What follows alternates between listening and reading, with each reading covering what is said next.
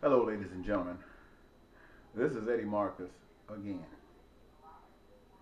I'm here in Woodbury, Minnesota, which is a suburb of St. Paul, one of the twin cities of Minneapolis. Sunday morning, today is, I believe, the 16th, and this is Monday, Sunday the 15th, Saturday night the 14th, somewhere between Saturday night and Sunday morning, somewhere. A young man was shot and killed by the police. It's almost like we get two or three a week police killings. You know, they kill now. You call the police to your house for a disturbance, somebody dying. I almost think that they're being paid to kill. But I'm not saying that they are. I'm almost thinking that they are. I mean, there was a time no kind of killings were happening like this. Now they just gone crazy. Black people, Black Lives Matter. And they've taken to the streets with their signs and they're saying they're fed up. To this I'm proud of. I'm not with them in form, in physical form, but in spirit I am. And the reason that I'm not with them in physical form is because I'm an old man now. And I've been out there for years. And I've learned that fed up, not going to take it no more, doesn't really mean that. There was a time in the 60s when it meant that. There might have been times in the 70s when it meant that. But right now, as far as I'm concerned, it's just a slogan. However, the people did get on the expressway, stop the traffic. I think that's a wonderful thing. At least people see you kind of serious. And then people are being arrested. If you stand out there and you're willing to get arrested, that says a great deal about your commitment. But the sickening thing is this: it's the state troopers, and the state government and its representatives are trying to tell you who got a grievance where you can protest it.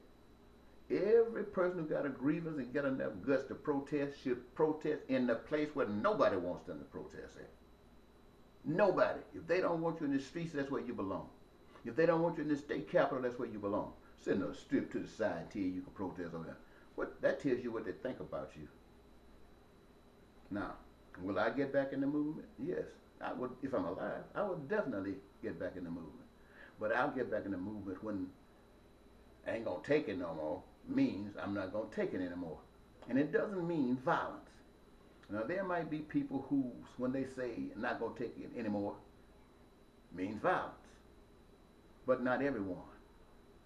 What I would like to say to Black Lives Matter movement is make sure you got a plan. You know, all of these crises and all these disturbances where black people are going through, they're going through it because they're hurting. They are jobless. They're not having the kind of resources that would allow them to engage themselves in life, and they do stupid stuff. Stupid stuff that's been brought upon them because of their condition.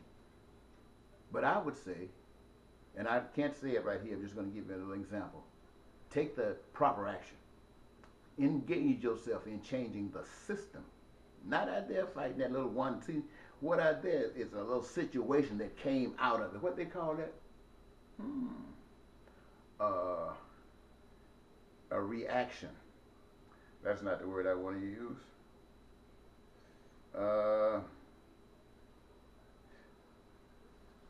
I can't even think of the word right now what I want to use, but you know what I'm talking about. I'm saying that these situations grow. Somebody gets killed, you come out there. Somebody gets killed in this state, you come out there. What's the word? Can't even think of the word. But that's what's going on. So,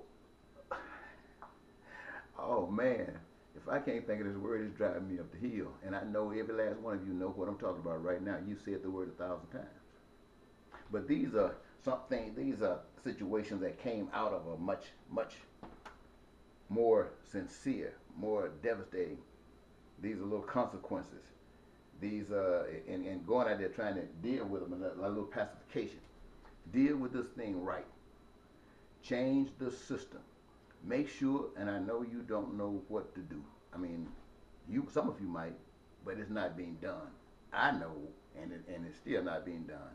I have tried to incite you, excite you, stimulate you, motivate you to do those kinds of things that involve not just you, but the people of the community. I tell, and I'm gonna say this real quick. You in the cities, you're going through changes, black people, and there are white people out there with you. You guys represent a community. You're going through changes that's not appropriate. You don't like it, and you shouldn't take it. Engage your community. Those people who are not out there with you, start talking to them. Start knocking on that door. Start sharing your problems with them. Bring them out of those homes, not through force, but sharing and make them have some compassion. They probably got it. They just need to know that you are serious.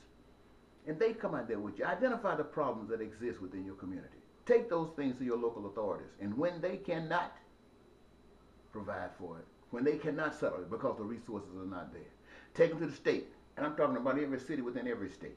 Take it to the state. And when they can't resolve this situation, because they can't, the resources are not there, you're spending billions of dollars in this country. You're spending billions of dollars in this country. You're spending billions of dollars in this country. You're giving this country billions of dollars. You got military bases here. You got trillions of dollars going everywhere. And the people within your, in your cities, in your state, within your nation, are going crazy because they are being screwed over. Now, who giving all this money to these other people? People who run the system. People who don't give a damn about you. They are the ones who are giving money to Korea, one giving money to Japan, giving money to China, giving money to anybody but you. It's like women, families are so destitute they can't take care of their kids. They won't give that family any money. They'll take that kid, stick them in another household, and give those people money. See what I'm saying? Now you got to go through this kind of situation.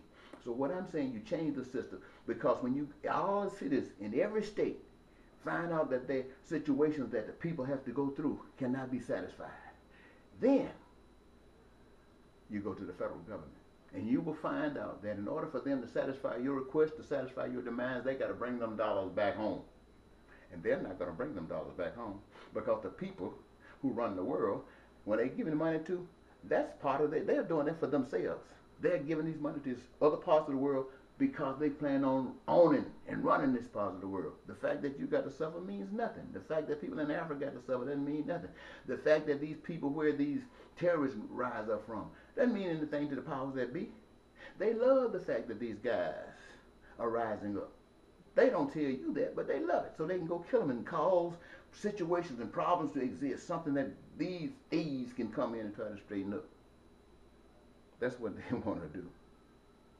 So what I say to you, ladies and gentlemen, it's about almost 1 million of you for each one of these guys who call themselves going to rule the world. And if 1 million of you can't handle one guy or one person, my. Now they're planning on killing billions of you, of us. It's not 1 billion of them,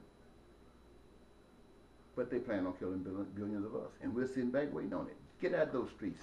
These are those situations that arise because you're being mistreated. Do not be jumping on those little things. You will be jumping the rest of your life for this little thing here, this little thing that comes up off of this. All of it is an injustice, but there's a little problem that arises here. You see, and now you're fighting that. Stop fighting all those little battles. Fight the big battle. Change the system. Direct your Black Lives Matter too. And you 99%. Stop running over there on these little battles. You're losing all your energy. Going to jail for trying to stand up for this cause. Going to jail trying to stand for this cause. If you've got to go to jail for the main cause. The main cause to fix this thing. To fix it. Now you're going to jail. When you fix this thing, you don't have to worry about these little things popping over here. These little problems popping over here. They will disappear. Yes, I will get involved again. But when the people wake up and realize the big picture, the big battle is the one that matters. This little stuff ain't nothing but a waste of time. And the state troops gonna tell you, you can't protest here. You protest where you want to protest. If you 1,000 of you together, or if it's one of you together, protest what you want or where you want to protest. And be willing to give your life up for it. Don't take a life unless you're one of those people who believe in taking lives. Now, me, myself, I was trained different. I'm not saying I won't take a life, but I can't think of a situation right now. You know, on a battle like this.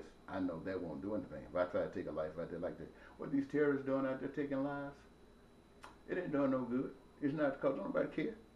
Especially people that you're trying to address. They don't care. You're not killing them. You're killing their citizens. They don't care.